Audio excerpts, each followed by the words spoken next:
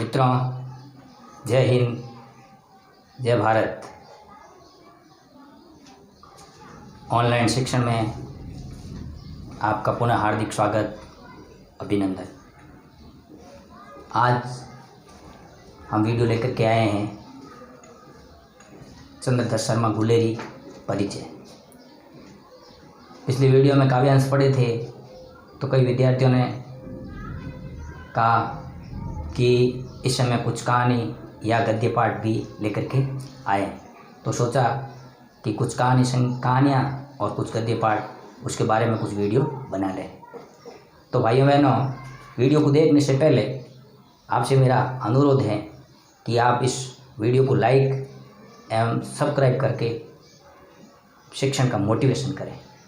कई विद्यार्थी देखते हैं लेकिन लाइक नहीं कर रहे हैं, व्यू नहीं लिख रहे हैं, तो मेरा आपसे निवेदन है कि लाइक करें, सब्सक्राइब करें और व्यू लिखें और फिर आगे सेंड करें ताकि सभी विद्यार्थियों को इसका लाभ हो। जय हिंद, जय भारत।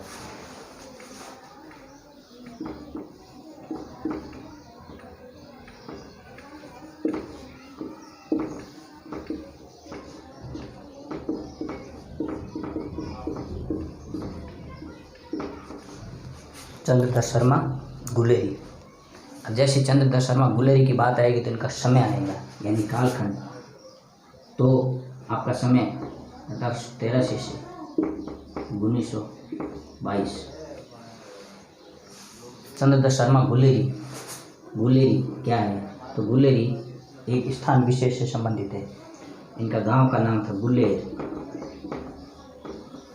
और कहाँ था? तो HP में, यानी कि हिमाचल प्रदेश में आपका जन्म हुआ। आपके पिता पंडित शिवराम शास्त्री जी के वहाँ आपका जन्म हुआ। आप संस्कृत के प्रकांड पंडित थे।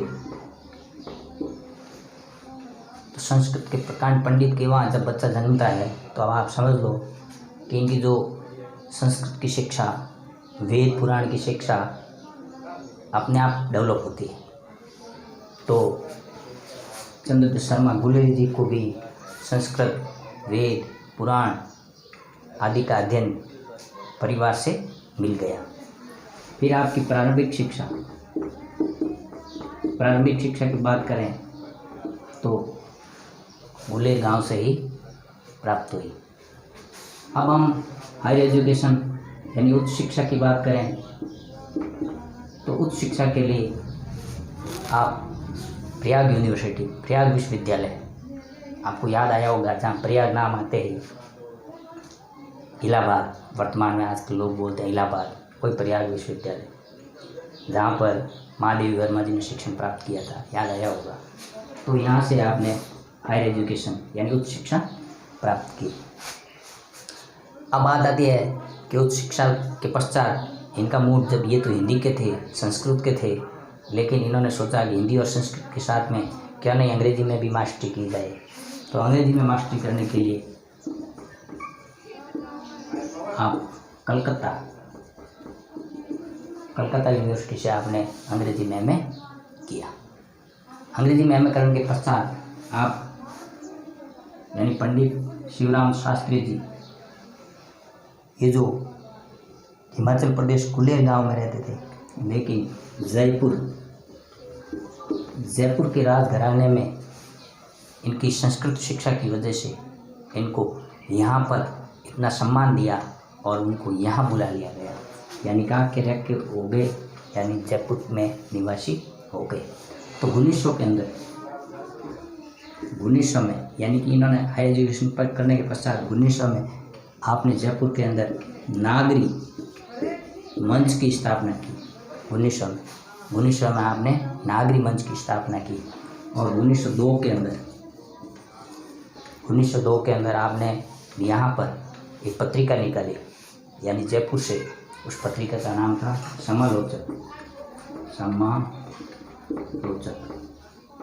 समालोचक पत्रिका का संपादन किया। यानी आपके नेतृत्व में समालोचक पत्रिका चली।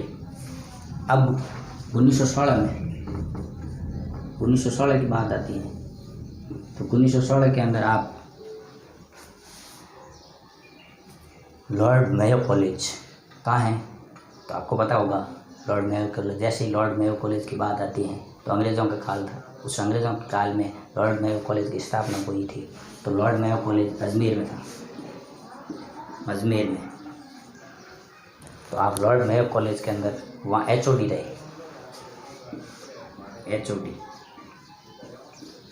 HOD किसके, तो संस्कृत के। HOD यानी क्या, तो हेड ऑफ डिपार्टमेंट। तो आप वहाँ लॉर्ड मेयो कॉलेज में संस्कृत के HOD रहे 1916। फिर 1920 के अंदर 1920 में जो काशी हिंदू यूनिवर्सिटी के जो संस्थापक थे, यानी उस समय काशी विद्यापीठ के नाम से जाना जाता था, तो उसके जो संस्थापक थे वे थे पंडित मदन मोहन मालवीय जी। तो पंडित मदन मोहन मालवीय जी के आग्रह पर 1920 के अंदर आप काशी यूनिवर्सिटी गए, काशी विश्वविद्यालय गए और वहाँ पर इनको प्रोफेसर के पद पर आप सुशोभित हुए। फिर 1922 में कम उम्र में 1922 में इनको PA हो गया था और PA की भयंकर बीमारी की वजह से ग्रसित हो गए और आपका निधन हो गया। ये तो था आपका एक सामान्य परिचय।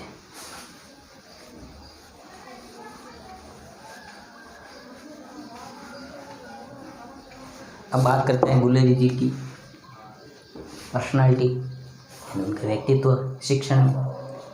तो मैंने आपको बताया एक प्रोफेसर थे, मैंने आपको बताया कि उस समय के अंग्रेज़ों के कॉलेज के अंदर लॉर्ड मेयो कॉलेज में अजमेर में आप संस्कृत के HOD रहे। फिर मैंने आपको बताया कि उस समय उन्होंने पत्रिका निकाली थी जयपुर से, उस पत्रिका का नाम था समालोचक, ध्यान आया होगा। आपका व्यक्तित्व एक असाधारण व्यक्तित्व था, असाधारण